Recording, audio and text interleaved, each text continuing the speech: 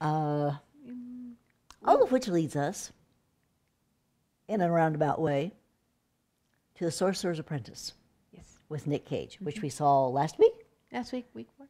The thing is, Mr. Cage owns some of the rights to Harry Dresden. The video rights. Yeah, some of the video rights to Harry Dresden. Film rights to Harry Dresden. Now, notice how Harry tends to be dressed on these Now you covers. can't see it on these covers, but you can see it on these covers. Look closely.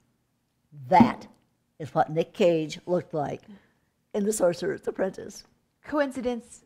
We think not. We think Nick Cage wants to be Harry Dresden. Real bad. But he's a little too old. And a little too short. Way too short. Harry's supposed to be 6'6". I would strongly suggest they audition Jason Momoa, who played Ronan in Stargate Atlantis. Because that guy's got to be 6'4" or 5". I mean, he towered over Teal'c. Or possibly Jared Padalecki from Supernatural. That boy's definitely somewhere over 6 feet. Yeah, he's 6'4" plus. He's enormous. Maybe Tom Welling. Yeah. And they kind of come off as a little young, but they might like a chance to actually play a little older because they're not actually that young. Yeah, so Tom's not that young. I don't know No. how old Jared is, but Tom's not that young. He could definitely, On the other hand, you don't want people to be looking at Harry Dresden and saying, ooh, Clark Kent. This is true. Yeah, Tom's going to be Basically, sorry. they need to find a man who's at 6'3", 6'4", and then pimp their whiz. Give some boots or some nice... She stole that from me. Yes, that's her line. That's her line. I really admit it. Boots jack him up on platforms. boots with heels or lifts and Do what they can. and make him high, and make him taller. Yes. My husband's 6'4". He's got cowboy boots that add an inch or two, and a top hat. We love to put him in all that because he is just so huge. He clears the room. Yeah, people are like, whoa, it's giant. So, anyway, Nick and Sorcerer's Apprentice. We loved Sorcerer's Apprentice. Yes. We know that the critics were kind of, They didn't hate it. They didn't love it. We adored it. One reviewer primarily said it was, full of special effects. It's about magic battles. Duh. And it was loud. To what I can only say, so why didn't you step outside and tell someone in the theater the volume's up too high? I've done that, and they turned it down. Yes. I don't remember what movie it was. But as soon Avatar, I think. Was it? Yeah, I think it was. As soon as the sound came on, it was so loud, it hurt your ears. And my husband leaned over and said to me, if this doesn't come down, we're leaving. Yep. And I got up and went out and told the ticket taker, the sound in theater such and such is up way too loud. It's going to make our eardrums rupture. And sure enough, it came down. Yep. So you got to let them know. They don't read minds, Yes.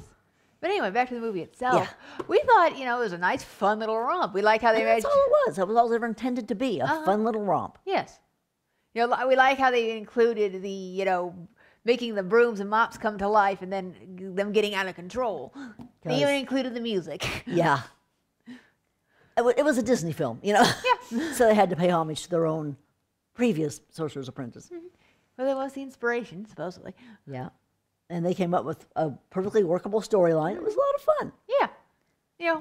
And Nick Cage and Alfred Molina are always fun to watch. Oh, well, Alfred Molina is always just brilliant, and Nick is just great to watch. Oh, yes. Confession time, we love Ghost Rider. And so we have issues. Yeah, we have issues. No, we think it's fun. I mean, okay, it's not going to make you think real hard, but it's fun. But it's fun. We got a copy. We've watched it many times. We will watch it many more. Nick was looking real hot there, too, so hey. That's true. Yeah. It was like stripped to the waist, rippling muscle tummy thing. Yes. We're suckers for abs and pecs. What can we say? Yeah. Anyway. Yes. So. Oh, another thing. At one point in Sorcerer's Apprentice, the sorcerer, Balthazar, protects himself with his coat.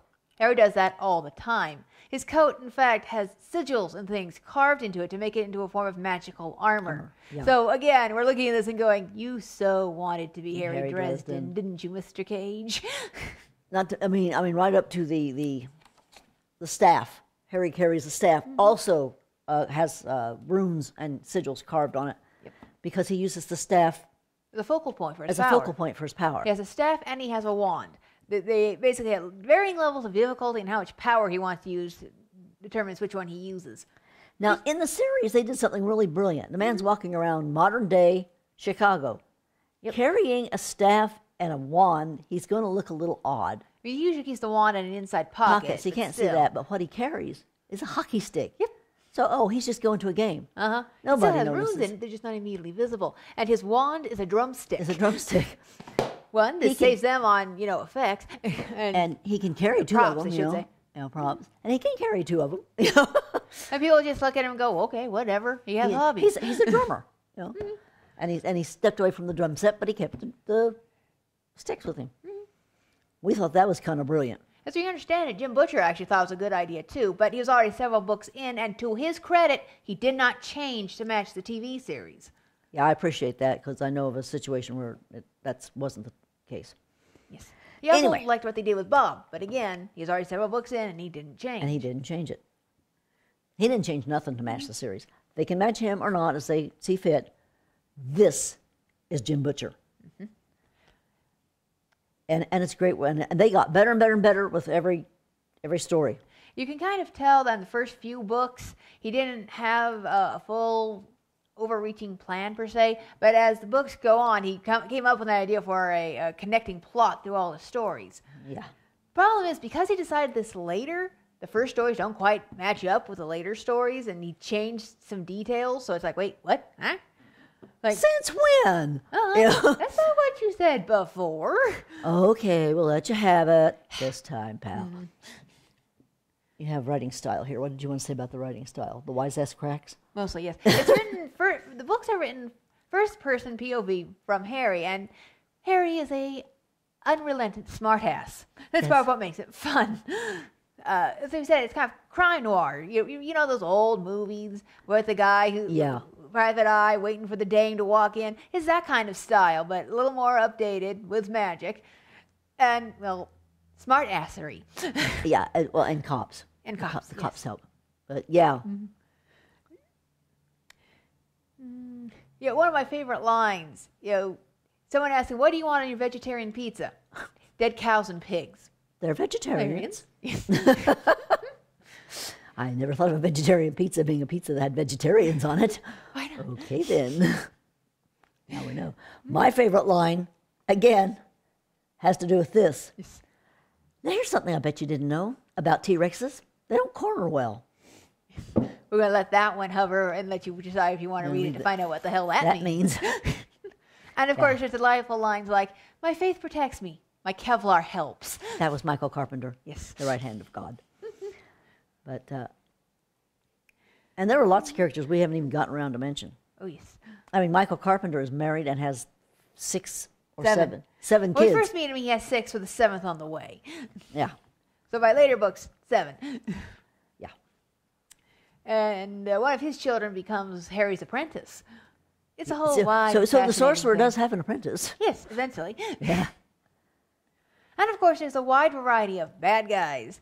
Oh, yeah. Too many to list. But yes. I couldn't begin to. I don't even remember what that is. I forget. That. I don't even remember what some that sort is. of demon. Yes, Yeah, there are it's a demons in demon. this reality that people can call up and sort of control if they have the strength. But who does? Not me, not you. Maybe Harry. But he didn't call him up. It should be noted that unlike Harry Potter, Harry Dresden is not considered anything particularly special amongst his fellows. In fact, he's disliked by and large. By a lot of them. Yes.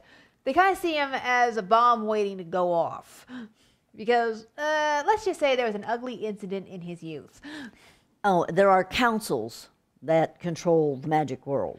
Yes. And the one that controls him is called the White Council. White Council. And they're the guys who are supposed to be in charge of the good guys, the world of the good sorcerers, wizards. Yes. And they just feel like this incident in his youth means that he's not a good guy. Yes. But they can't prove he isn't because there was like self-defense involved. So he gets to live until. Yeah.